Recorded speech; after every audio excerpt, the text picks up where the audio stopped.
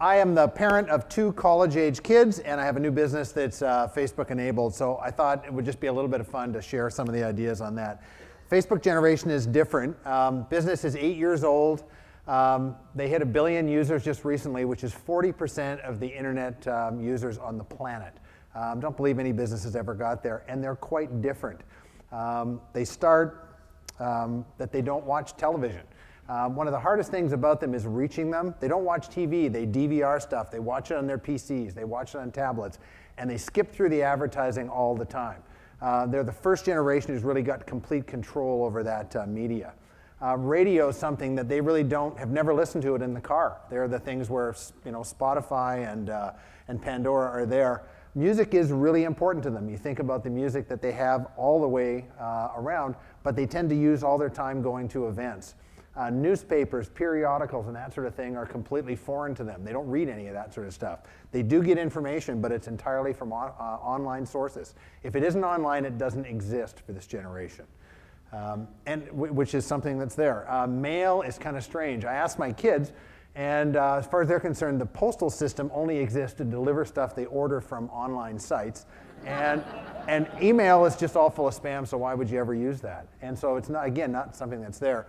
They have smartphones, but phones is kind of an unusual concept. You can see your kid and phone them, and they won't answer it. You can text them, and they text you back instantly. 150 to 200 texts a day is now average for this generation. That's what they spend all their time on. Where do they spend most of their time? 3 hours a day is the average now for people under 30 on Facebook. That is their primary social engagement.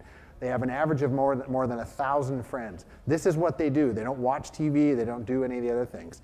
Where do they get their news? They get them from comedians. And it is. They get it from Jon Stewart and Stephen Colbert. They are quite informed. They are quite literate, but they don't get it from any of the traditional sources that you would expect.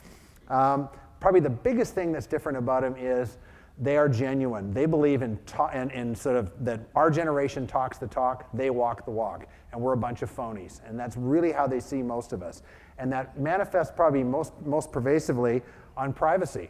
As far as they're concerned, for them, they don't believe there's in privacy. Public is private for them. They don't really differentiate between the two. It's only for people with something to hide. Those are the people that invoke privacy. And so it's just a concept they really don't get. And then the other one that's kind of inconsistent is, or consistent is, they are who they are. It's I am what I am. The old Popeye line. But they really believe that. And if you don't like them, as far as they're concerned, that's your loss. They are not going to change. Advertising is quite interesting. They do view most of it as total bullshit. And this is a generation that skips by it in all the ads. They don't pay for anything, so they're used to skipping through it, whether it's on a DVR, on music, and everything else. They're there. But they are very genuine. And for us, you think of our work-life balance that we always have, personal. These folks genuinely work to live. And I always think it's kind of funny. Their patron saint is our good friend, Steve Jobs. And you've all probably seen that speech he gave at Stanford commencement talking about finding your passion, and that's all that matters. But they literally, they actually believe it, and they do that. And so they won't work for companies that don't do that. My daughter is currently at a college just south, and she says that gay rights for them it's not, slavery only if she's had a few drinks. But it's civil rights, it's women's rights, it's everything. And as far as they're concerned, we're on the wrong side of history if we don't support it. Friends are what they spend all their time on, and they do have a significantly broadened sort of group. Facebook is more than anything else word of mouth that's technology enabled, and that's where they spend all their time.